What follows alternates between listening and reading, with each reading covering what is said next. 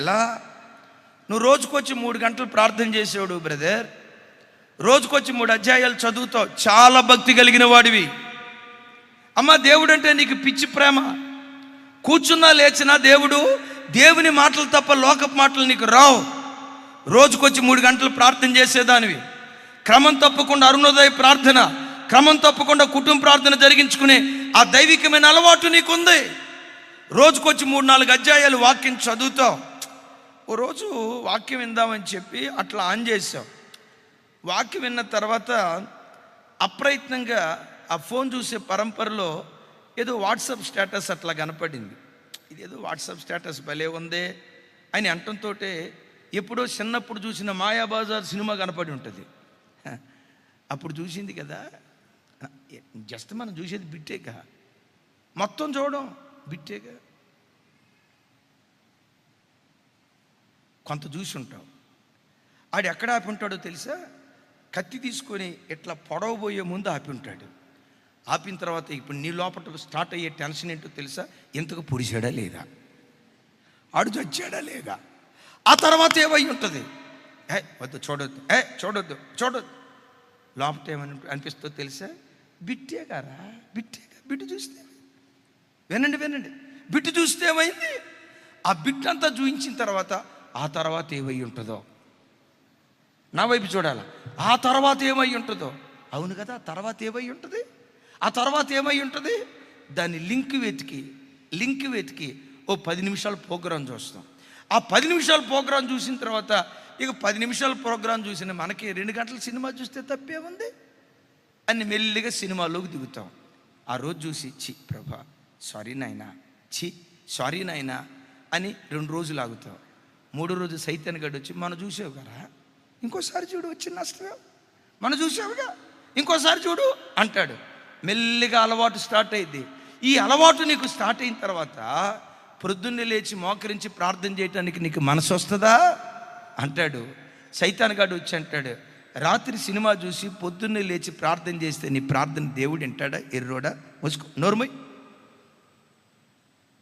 కుటుంబ ప్రార్థన చేస్తావా? అరే ఇందాకే కదా నువ్వు సీరియల్ చూసింది, కుటుంబ ప్రార్థన చేస్తావా? నీ ప్రార్థన దేవుడు వింటాడా? చూడండి 3 గంటలు ప్రార్థన చేసే ఈ వ్యక్తి ప్రార్థన బలిపీఠాన్ని ఓ చిన్న వాట్సాప్ స్టేటస్ పడేసిందంటే నమ్ముతారా?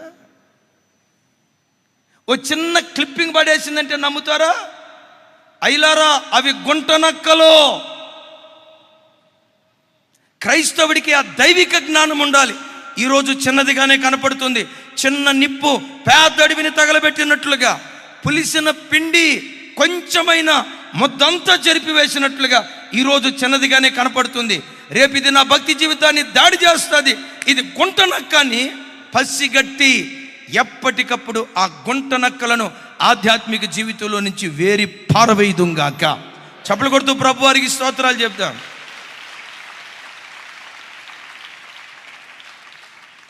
దివ్యమైన మాటలు అందరూ వినండి. ఓ దైవ సేవకుని కుమార్తె కన్నీటి కథ చెప్తా. చిన్నప్పటి నుంచి సండే స్కూల్లో పెరిగింది. సండే స్కూల్ టీచర్గా మందిరంలో పనిచేసింది. 200 మంది విశ్వాసులు కలిగిన సంఘం. ఆ దైవజనుడికి 2-3 చోట్ల బ్రాంచ్ మందిరాలు ఉన్నాయి. పల్లెటూళ్ళలో ఎంత అద్భుతంగా సేవ చేసే సేవకుడు దొరకటం ఎంత గొప్ప భాగ్యం. ఆ కుమార్తె ఇంజనీరింగ్లో జాయిన్ అయిన తర్వాత అందరూ అన్నారట, మాకు సెల్ ఫోన్ ఉంది నీకుందా, మాకు సెల్ ఫోన్ ఉంది నీకుందా. ఆ రోజుల్లో సెల్ ఫోన్తో సబ్జెక్ట్ లేదు ఆ రోజుల్లో, కానీ అందరూ కొంటున్నారు కదని వాళ్ళ డాడీకి చెప్పింది, మనకి ఎందుకమ్మా ఫోను, నీ పని ఏదో నువ్వు చూసుకోవచ్చు కదా. అట్లా కాదు డాడీ, అందరూ సెల్ ఫోన్తో వెళ్తూ ఉంటే నా చేతిలో సెల్ ఫోన్ లేకపోతే నా పరువు పోతుంది డాడీ, నన్ను చిన్న చూపు చూస్తున్నారు డాడీ అని అందండి. బిడ్డలారా, ఎవరి కోసం నిన్ను నువ్వు డెకరేట్ చేసుకోకు. నీవు ఎలా ఉండాలనుకుంటావో అలాగే ఉండు. ఒక్కళ్ళు కూడా ఆమె అని చెప్పలే. ఇప్పుడు వాళ్ళు ఎవరో పెళ్ళి అవుతుంది, ఆ పెళ్ళికి మనం కూడా ఒక రేంజ్లో తయారవ్వాలని ఎవరిని చూసో నీ రేంజ్ మార్చుకోకు. ప్రభా, నేను ఎక్కడికి వెళ్ళినా నీకు లాగుంటానయ్యా, నీ బిడ్డనని ప్రజలు గుర్తించేటట్లుగా నీకు మాదిరిగా బ్రతుకుతానయ్యా. వాళ్ళు ఎవరినో చూసి ఏ ఎండకా గొడుగు బట్టి వింటారా, ఏ ఎండకా గొడుగు బట్టి మనం కూడా ఒక రేంజ్లో కనపడాలి కదన్నా. మనల్ని చిన్న చూపు చూస్తారు కదన్నా. ఆడేవుడో చిన్న చూపు చూస్తాడని లేని సోకులు చేయటం ఎందుకు? ఒక మాట, ఓ తల్లి వచ్చింది, అయ్యగారు మీకు మహా గొప్ప కృప ఉందని నేను విన్నాను అయ్యగారు, చాలామంది చెప్తున్నారు అయ్యగారు, మీరు అలా కళ్ళు మూసుకొని ప్రార్థన చేస్తే ఎవరు ఎక్కడ ఉన్నారో ఎలీషా ప్రవక్తలాగా చెప్తారంట అయ్యగారు, నాకు తెలిసింది అయ్యగారు. అయ్యగారు నాది ఒక సమస్య, మీరు చెప్పాలి అయ్యగారు అంది. నన్ను కూర్చోవరా మా మహానుభావుడు అంత గొప్పగా చెప్పింది, ఇంతకీ నీకు వచ్చే సమస్య ఏంటమ్మా అన్నాను. అయ్యగారు నా బంగారు ఆభరణం పోయింది అయ్యగారు, అది ఎక్కడ పడిపోయిందో, ఎవడు తీసుకొని వెళ్ళాడో, అది దొంగ చేతిలో ఉందో దొర చేతిలో ఉందో, మీరు కళ్ళు మూసుకొని ఇట్టే చెప్పండి అయ్యగారు అంది. నేను అడిగా, అసలు ఆ బంగారు ఆభరణం ఎందుకు పోయింది, ఎక్కడదమ్మా నీకు? అయ్యగారు అది నక్లెస్ అయ్యగారు, నక్లెస్. రోల్డ్ గోల్డా ఒరిజినల్ గోల్డా అన్నాను. అయ్యో రోల్డ్ గోల్డ్ కాదు అయ్యగారు, మచిలీపట్నం బంగారం కాదు, అది ఒరిజినల్ బంగారం. అమ్మ ఎక్కడదరా? మన ఫంక్షన్కి వెళ్ళేటప్పుడు మాకు బంగారు ఆభరణాలు అవేవి లేవు అయ్యగారు, ఆ ఫంక్షన్లో కాస్త గ్రౌండ్గా కనపడాలి కదా అయ్యగారు, మా ఇంటి పక్క వాళ్ళది అడుక్కొని నక్లెస్ మెడలో వేసుకొని వెళ్ళిన అయ్యగారు, అది మాదైతే పోతే పోయింది అనుకున్నా, అది మాదైతే పోతే పోయిందిలే అనుకున్నా, మాది కాదు అయ్యగారు, మా పక్కింటి వాళ్ళది అయ్యగారు. అయ్యగారు అది కనపడేటట్టుగా మీరు గట్టిగా ప్రార్థన చేయండి అంది. నేను మనసులో అనుకున్నా,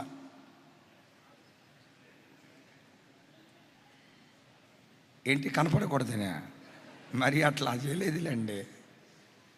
అది ఎవరి కోసం మనకెందుకు సార్, ఎవరి కోసం మన ఆర్భాటాలు ఎందుకు?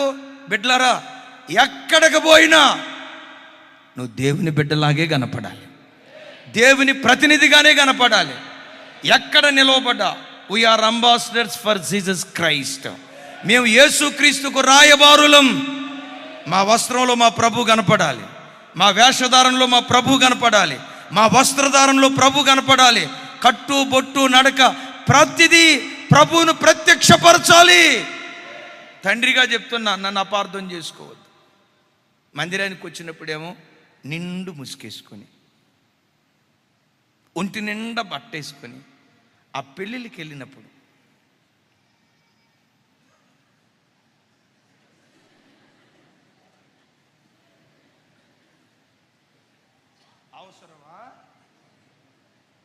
అవసరమా ఏమనుకోకండి, తండ్రిగా చెప్తున్నా కొంచెం కిందకని, అవసరమా? ఇవే నక్కజిత్తులంటే. యేసు నామం పేరిట ఇవన్నీ సిలువ వేయబడును గాక. అగైన్ ఎక్కడికి వెళ్ళినా దేవుని ప్రతినిధిలాగే నువ్వు బ్రతుకుదువు గాక. డాడీ అందరికీ సెల్ ఫోన్ ఉంది, నాకు కావాలి డాడీ. మొత్తానికి సెల్ ఫోన్ కొనిచ్చారు. ఆ అమ్మాయి సెల్ ఫోన్ కొన్న తర్వాత అందరూ అడిగారట, నా ఫోన్కి ఫేస్బుక్ ఉంది నీకుందా, నా ఫోన్కి ఫేస్బుక్ ఉంది నీకుందా, నా ఫోన్కి ఫేస్బుక్ ఉంది నీకుందా అని అంటే వాళ్ళ డాడీని అడిగిందట, అమ్మ డాడీ ఏదో ఫేస్బుక్ అంటున్నారు, నేను కూడా ఫోన్లో ఫేస్బుక్ పెట్టుకోమంటావా? డాడీ అన్నాడట, పిచ్చిమోకమా, నువ్వు ఫేస్బుక్ కాదు బుక్ అవ్వాల్సింది, బుక్స్కు బుక్ అయిపో, నీ సబ్జెక్టుకు బుక్ అయిపో, నీ కోర్సుకు బుక్ అయిపో, నీకెందుకు ఆ ఫేస్బుక్ అని చెప్తే ఒక నెల రోజుల పాటు ఫేస్బుక్ లేదు. ఈలోపు వాళ్ళు వీళ్ళు రేపారు. ఎందుకంటే చెడిపోయిన కోతి ఎక్కడున్నా వనమంతా జడగొట్టండి, దానికి నిద్ర పట్టదు. సంఘంలో చెడిపోయినోడు ఎవడైనా ఉన్నా, అయ్యా వినండి మాట, సంఘంలో చెడిపోయినోడు ఎవడైనా ఉన్నా వాడు ఐమాక్స్ థియేటర్కి వెళ్ళి సినిమా చూసి వచ్చి చర్చిలో మౌనంగా ఉండడు. రే సాల్మనా, ఐమాక్స్ థియేటర్లో సినిమా ఎంత బాగుందో తెలుసా? రే రే రే వెంకట్రావు, రే సుబ్బారావు, అసలు రే నేను సినిమా చూసినట్టు ఎవరికి చెప్పమాకే, నువ్వు వెళ్తానంటే చెప్పరా, నేను కూడా తీసుకెళ్తా. మెల్లిగా చర్చికి ఆ దరిద్రపు సంస్కృతి అంటిస్తాడు ఈ కోతి, చెడిపోయిన ఈ కోతి. నీ పిల్లలు కూడా చర్చికి వచ్చినప్పుడు ఎవరితో స్నేహం చేస్తున్నారు? చెడిపోయిన కోతులు చర్చిలో ఉంటాయి, కొన్ని చెడిపోయిన వ్యక్తిత్వం కలిగిన వాళ్ళు చర్చిలో ఉంటారు. కొంతమంది పసిగట్టాలి, ఎవరితో నా పిల్లలు స్నేహం చేస్తున్నారు, ఎవరి దగ్గర కూర్చున్నారు, ఎవరితో మాట్లాడుతున్నారు. వాడు జిత్తులు మారి నక్క యోధా గోత్రపు సింహమా, వాడు జిత్తులు మారి నక్క యోధా గోత్రపు సింహమా. ఈ పసిగట్టే తత్వం ప్రతి తల్లి తండ్రి కలిగి ఉండాలి. ఈ అమ్మాయి మొత్తానికి ఫేస్బుక్ పెట్టుకుందట, ఫోన్లో ఫేస్బుక్ పెట్టింది. ఈ ఫేస్బుక్లో ఫ్రెండ్స్ రిక్వెస్ట్ వస్తుంది కదా, దేవుని నమ్మని, వివరాలు చెప్పలేను, దేవునిని నమ్మని ఒకటితో ఫేస్బుక్తో చాటింగ్ స్టార్ట్ చేసింది. చాటింగ్ స్టార్ట్ చేసేటప్పుడు ఏమనుకుంది? జస్ట్ చాటింగేగా, జస్ట్ మెసేజ్లేగా, జస్ట్ ఫోన్లో మెసేజ్ చేస్తా ఉన్నాను అంతేగా. అసలు నేనంట, నీకెందుకు ఫేస్బుక్? చదువుకునే ఆడబిడ్డకి నీకెందుకు ఫేస్బుక్? ఉద్యోగస్తులు కూడా మీకెందుకు ఫేస్బుక్? ఆల్రెడీ ఉద్యోగం వచ్చిందిగా, ఎందుకు ఫేస్బుక్? ఎందుకు వాటితో ఆడుకోవటం? ఈ దైవిక జ్ఞానం సంఘానికి ఉండాలి. నేనంట మగబిడ్డలకి ఎందుకు చదువుకునే బిడ్డలకి ఇన్స్టా, ఎందుకు ఫేస్బుక్ అన్న? జనరల్ నాలెడ్జ్ సంపాదించుకోవటానికన్నా అంటారా? ఆ జనరల్ నాలెడ్జ్ సంపాదించుకోవాలనే పరంపరలో కొంతమంది సివిల్కి ప్రిపేర్ అయ్యే వాళ్ళు ఉంటారు, కాంపిటేటివ్ ఎగ్జామ్స్కి ప్రిపేర్ అయ్యే వాళ్ళు ఉంటారు. వాళ్ళు చూసే వేరుగా ఉంటాయి, కానీ మనం చూసేది ఎక్కువ శాతం ఏంటి? టైంపాస్ బఠానీ, హే టైంపాస్ టైంపాస్ టైంపాస్, ఈ బఠానీ కార్యక్రమాలు ఎక్కువసేపు చూస్తారు. మొత్తానికి ఎవడికో ఫేస్బుక్లో లింక్ కలిసిందట. ఓ దైవజనురాలి కుమార్తె ఒక అన్యుడితో కాలు జారింది. పెళ్లి చేసుకుంటాను అన్నాడు. ఈ అమ్మాయి గర్భవతి అని తెలిసిన తర్వాత, నేను నిన్ను చేసుకున్నాను, ఏం చేసుకుంటావో చేసుకో. గర్భంతో తండ్రి దగ్గరికి వచ్చింది. సంఘంలో ఉన్న ప్రజలందరికీ తెలిసింది. కూతురిని సరిగ్గా పెంచలేనివాడు సంఘాన్నే పెంచుతాడు. కూతురిని క్రమంగా పెంచలేనివాడు, క్రమంగా నడిపించలేనివాడు సంఘాన్ని ఏమి నడిపిస్తాడని సంఘం ఆయనకి విరోధం అయిపోయింది. కొంతమంది 200 మంది ఉన్న సంఘం 3 ముక్కలు అయిపోయింది. 2-3 బ్రాంచ్ సంఘాలు ఏమైపోయాయో తెలియదు. నా ప్రభు బిడ్డలారా, ఫేస్బుక్ అనే ఒక చిన్న లింక్ ఒక ఆడపిల్ల జీవితాన్ని నాశనం చేయటం కాదు, ఒక సంఘాన్ని, వ్యవస్థలను నాశనం చేస్తూ వచ్చాయి.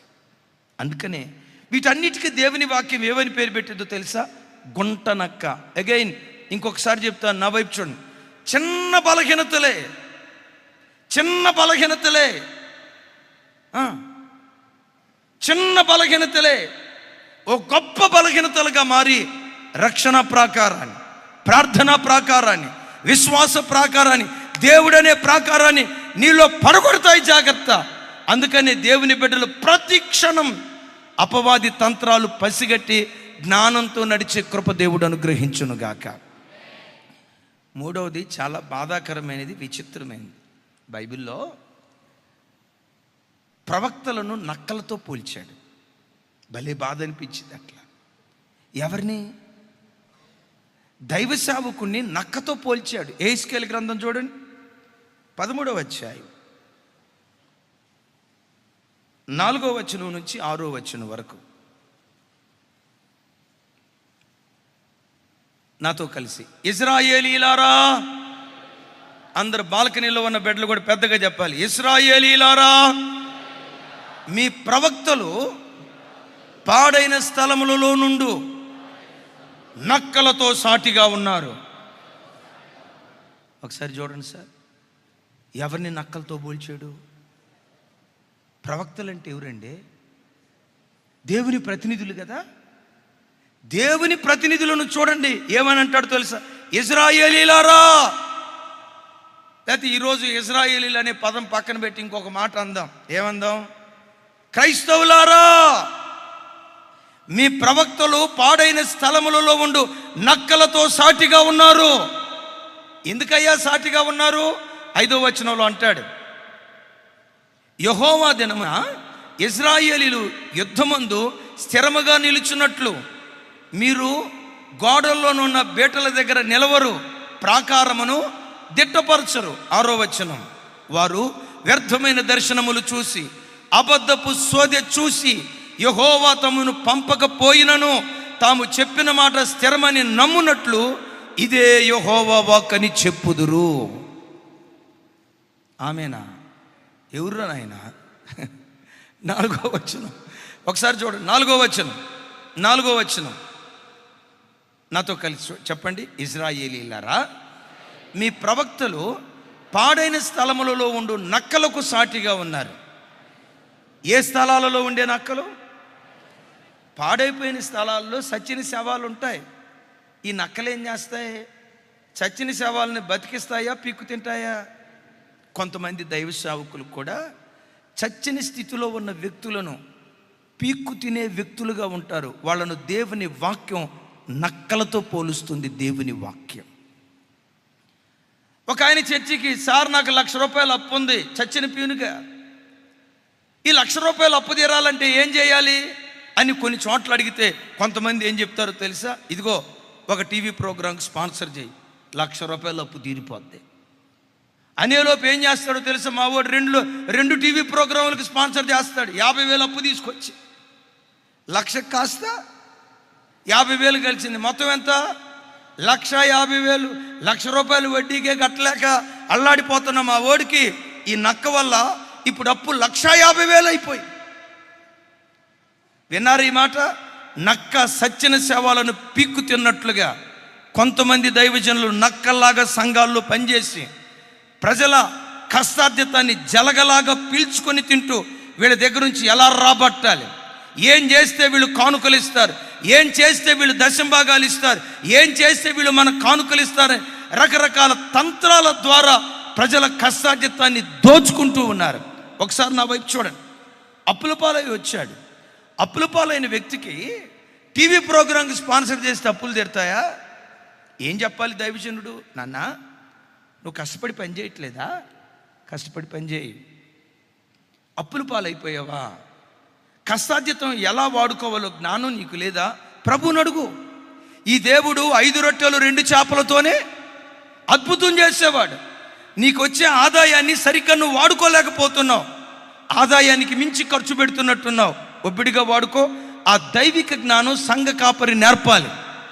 సంఘ కాపరి దైవిక జ్ఞానం నేర్పకుండా నీ అప్పులు తీరాలంటే నా టీవీ ప్రోగ్రాంకి స్పాన్సర్ చేయి. ఆల్రెడీ అప్పుల్లో ఉన్నవాడు 2 టీవీ ప్రోగ్రాంకి స్పాన్సర్ చేస్తే ఏమైపోద్ది? మూలిగే నక్క మీద పడిందా మీకు ఎప్పుడైనా? ఎన్నేజర్ అన్న పడలేదు అంటున్నాడు. ఎందుకంటే దేవుని కృప. మేము నక్కలం కాదు. దేవుని కృప సింహానికి ఆకలైన గడ్డిదెందో. దేవుని కృప యోధా గోత్రపు సింహంలాగా దేవుని పని చేసే అవకాశం దేవుడు మాకు అనుగ్రహించాడు. ప్రజల దగ్గర నుంచి ఎలా రాబట్టాలి? ఎన్నో దేవుడిచ్చాడో సేవ చేద్దాం, ఇవ్వలేదా దేవునికి స్తోత్రం. మనకి ఎంత ఇచ్చాడో ఇచ్చిన పరిధిలోనే దేవుని సేవ చేద్దాం. కొంతమంది అంటారు, ఇదిగో ఇప్పుడు ఎగ్జామ్ పీరియడ్, ప్రార్థనా పెన్నులు. వినండి. ఏ పెన్నులు? ప్రార్థనా పెన్నులు. సేవకులందరూ కలిసి ప్రార్థన చేశారు. ఇవి అభిషేకించబడిన పెన్నులు. మీరు కొనుక్కొని వెళ్ళండి, చేతిలో పట్టుకుంటే చాలు, దేవుడే రాసుకుంటా పోతాడు. ఎవరిల్లంతా? నేను అన్నలే, మీరు అనండి. వాక్యం ఇది. మన వాక్యం కంటే గొప్పవాళ్ళం కాదు. ఎవరు వీళ్ళంతా? నక్కేం చేస్తుందో తెలుసా? పాడైపోయిన స్థలాలలో ఉన్న శవాలను బిక్కు తింటుంది. ఈ ప్రజలు కూడా ఎలాంటి వాళ్ళు తెలుసా? ఆ నక్కల్లాంటి వాళ్ళు కానుకిస్తారు. కానీ ఎవరి బాబు, నిస్వార్థంగా సేవ చేస్తున్నావురా, ఆత్మల భారం మా గుండెల్లో ఉందిరా, దేవుని పని చేస్తున్నాం, ఏమైనా ఇలాంటి వాళ్ళకి ఏమంటారు అంటే పొర్రపాటు ఇలాంటి చోటుకు వచ్చినప్పుడు జేబులో చేయి పెట్టి వినండి. నానా, ప్రార్థన చేసిన పెన్నులు ఇస్తాం. అయితే దేవుడు నిన్ను విజేతగా నిలవబెట్టాలంటే దేవుడు కష్టజీవులను ఆశీర్వదిస్తాడు. శ్రమపడే వారిని దేవుడు ఆశీర్వదిస్తాడు. ఆయన 6 దినములు కష్టపడి పనిచేసి 7వ రోజు విశ్రాంతి తీసుకున్నాడు. నీ దేవుడు కష్టజీవయ్యా. ముందు ప్రయాసపడి ఆ తర్వాత విశ్రాంతి తీసుకున్నాడు. చదువుకునే టైంలో కష్టపడితే హరే నాయన, 6 దినాలు కష్టపడి 7వ రోజు విశ్రాంతి తీసుకున్నాడు. ముందు కష్టపడితే రేపు విశ్రాంతి వస్తుంది. కష్టపడి చదువుకో. చదువు విలువ చెప్పాలి, కష్టం విలువ చెప్పాలి. మేము ప్రార్థన చేస్తాం, మీ పెన్ను పెట్టుకొని దేవుడు రాస్తాడు. మేము ప్రార్థన చేస్తాం, మీ ఫ్యామిలీ ఫొటోస్ పంపించండి, ఫ్యామిలీ ఫొటోస్ పంపించండి, ఫ్యామిలీ మెంబర్షిప్ ₹1000. Family membership. ఎవరు వీళ్ళంతా? పాడైన స్థలాలలో పేద బ్రతుకులు బ్రతుకుతున్న ఆ పేదల రక్తాన్ని పీల్చుకు తినే జలగలో, చచ్చిన శవాలను పీక్కు తినే నక్కలో దేవుని వాక్యం ఆ మాట అంటుంది. మరి దేవునికి ఇవ్వకూడదా? నిశ్చయంగా ఇవ్వాలి. ఎందుకు? నీకేదో ఇస్తాడని కాదు. నా ప్రభు కలువరి సిలువలో నా కొరకు ప్రాణం పెట్టాడు. ప్రాణం పెట్టిన నా దేవుని కొరకు నేనేమిచ్చినా తక్కువేగా. నరకపు పొలిమేరల్లో కొట్టుమిట్టాడుతున్న నన్ను ఆ నరకాగ్నిలో నుంచి దేవుడు తప్పించాడు. నా కొరకు ప్రాణం పెట్టిన నా దేవుని కొరకు నేనేం చేసినా తక్కువేనని ప్రాణం పెట్టిన దేవుని కొరకు నువ్వు ప్రాణం పెట్టడానికి కూడా సిద్ధపడాలి.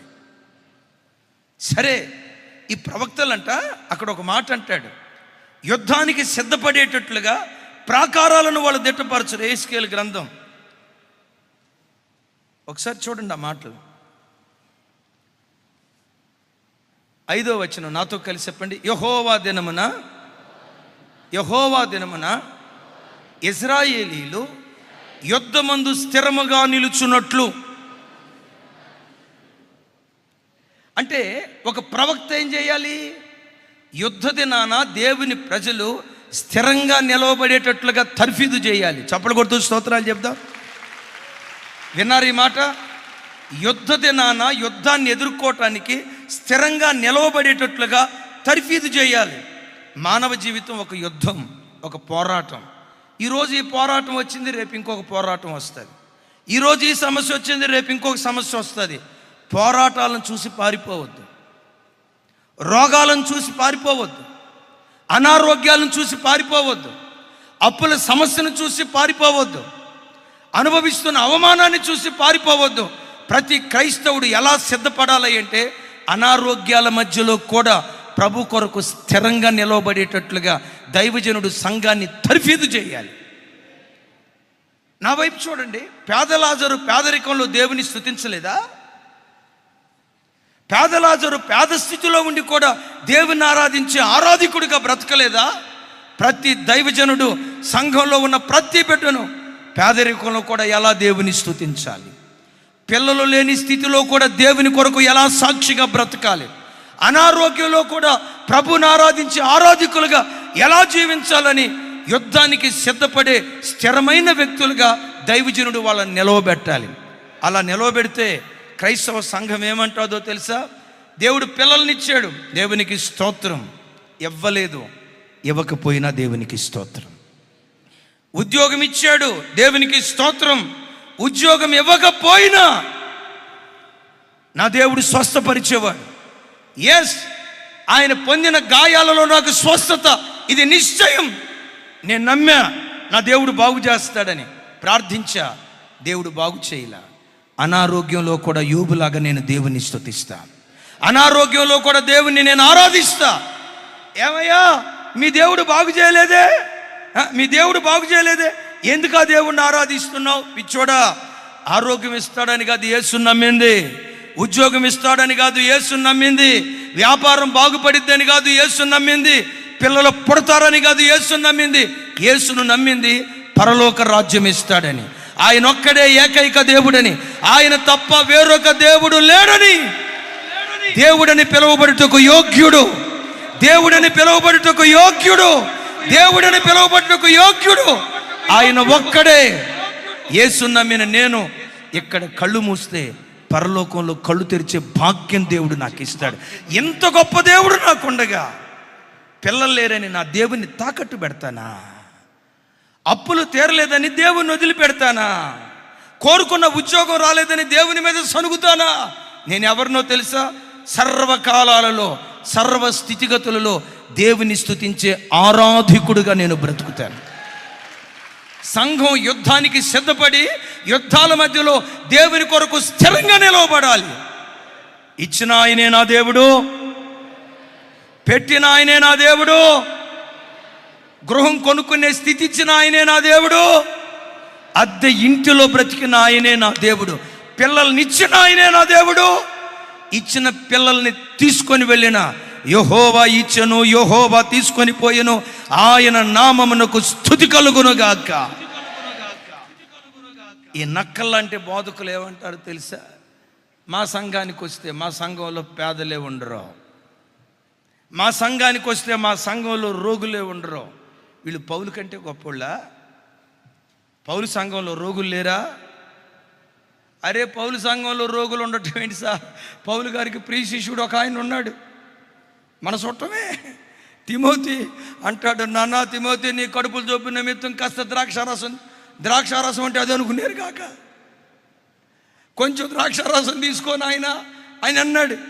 అసలు అక్కడ దాకా ఎందుకు, పౌలే ఒక రోగి, ఈ ముళ్ళు తీసేయ అని ముమ్మారు ప్రార్థన చేశా. ఆయన ఎంత పుణ్యాత్ముడో చూడండి, తీసేయకపోక ఏమన్నాడు తెలుసా, నా కృప నీకు చాలు. పౌలు నా కృప నీకు చాలు అంటే ఏంటి, తీసేయి అని అనలా. ఏమని చదువుకున్నాడు తెలుసా, నాకు కలిగిన ప్రత్యక్షతలు బాగా ఎక్కువ కనుక నేను హెచ్చిపోకుండా ఉండునట్లు ఈ ముళ్ళు ఉండటం మంచిదేలే అయ్యా. మన అందరికీ ఏదో ఒక ముళ్ళు పెట్టాడు దేవుడు, ఆమెనానండి. ఈ ముళ్ళు ఉండటం మంచిదే, ఒక్కళ్ళు కూడా ఆమెనల్లా. ఈ ముళ్ళు ఉండటం మంచిదే. ప్రతి ముళ్ళు మహిమ కొరకే దేవుడు అనుమతించాడు. సంఘం ఎప్పుడు యుద్ధాలలో దేవుని కొరకు స్థిరంగా నిలవబడును గాక. ఆఖరి మాట చెప్తాను. నక్క ఆత్మీయురాలిగా కనపడే శరీరానుసారి, ఆత్మానుసారుగా కనపడే బా ఏం ఫోటోలు పెట్టారు తమ్ముడు ఈరోజు.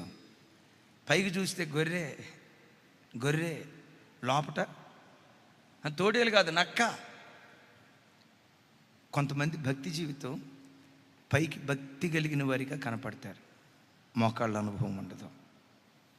పైకి భక్తి కలిగిన వారిగా కనపడతారు, వాక్యం ధ్యానించే అనుభవం ఉండదు. ప్రతి ఆదివారం మందిరానికి వచ్చి దేవుని బిడ్డలుగా కూర్చుంటారు. దేవుని సన్నిధిలో 2 గంటలు కూర్చున్న బిడ్డ ఇంటికి వెళ్ళిన తర్వాత ప్రతిదినం కనీసం 2 నిమిషాలు కూడా మోకరించి ప్రార్థన చేయలేని భక్తిహీనత కొందరు నేలుబడి చేస్తారు.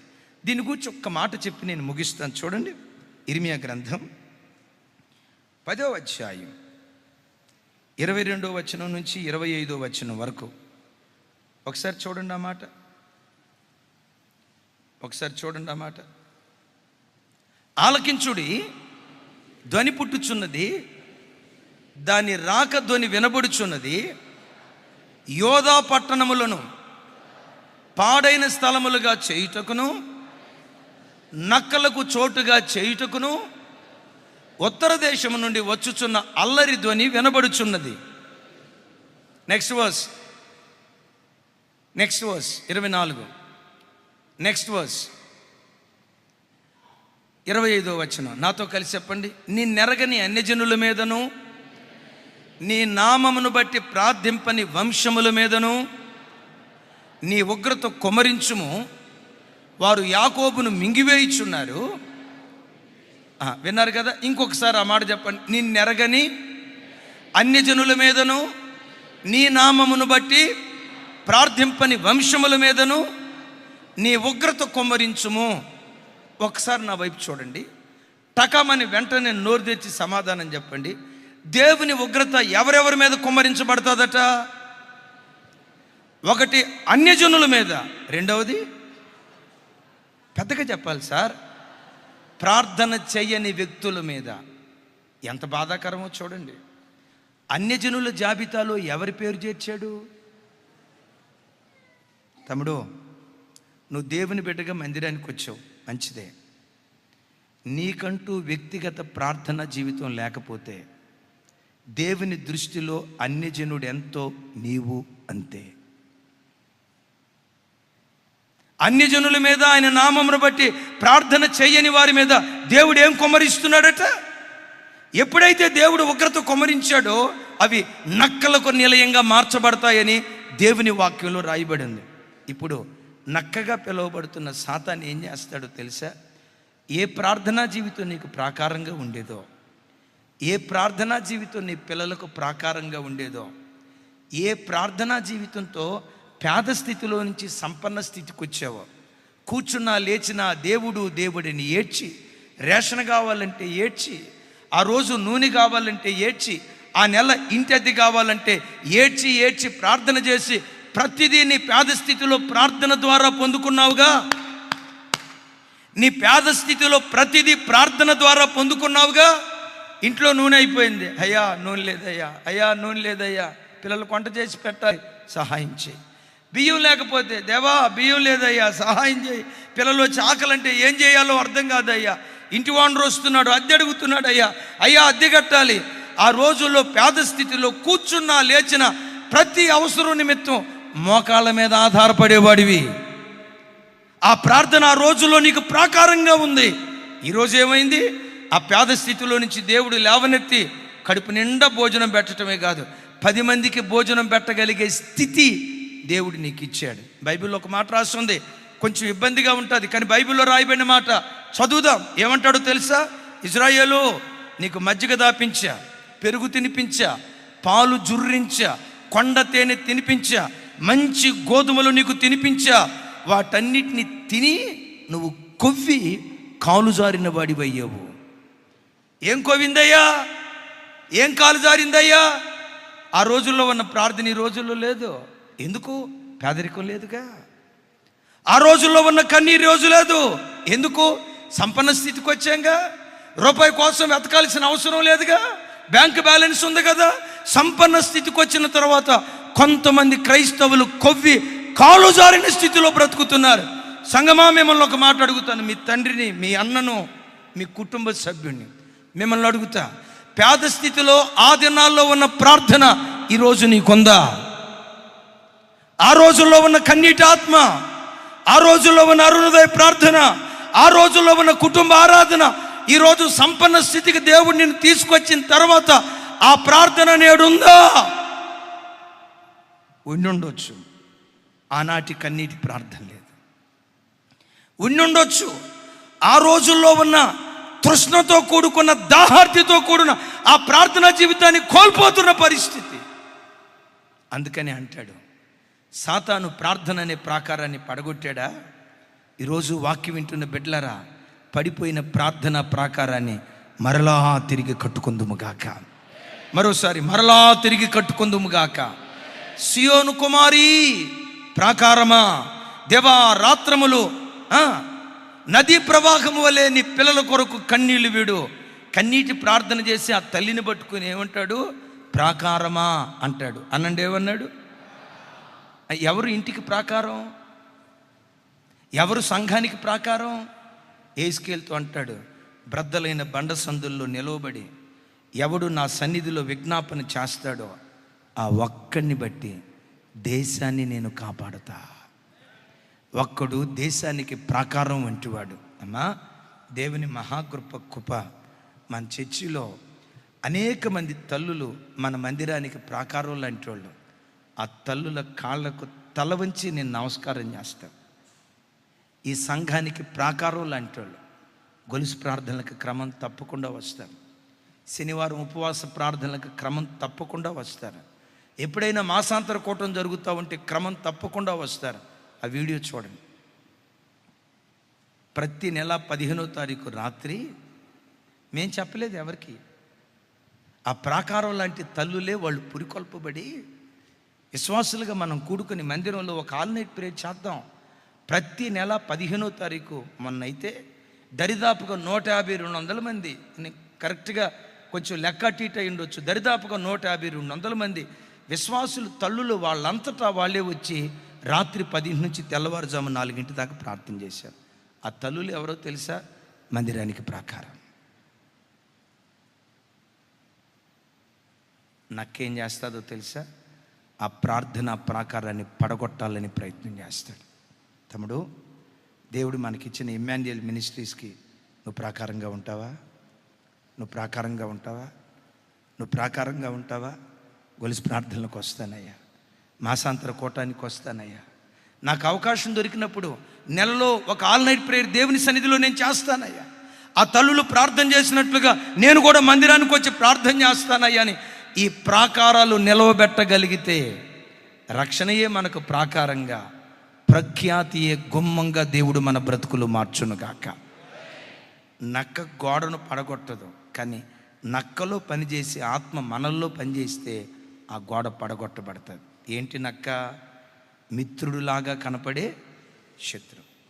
చిన్న బలహీనతలుగా కనపడే బలమైన బలహీనతలు. 3వ మాట మనం విన్నాం కదా, సద్బోధకులుగా కనపడే దుర్బోధకులు. చివరి మాట విన్నాం కదా, ఆత్మానుసారిగా కనపడే శరీరానుసారి. ఈ 4 మనకు అంటకుండా అపవాది తంత్రాలు చిత్తు చేసే వ్యక్తులుగా దేవుడు మనలను బలపరచునుగాక.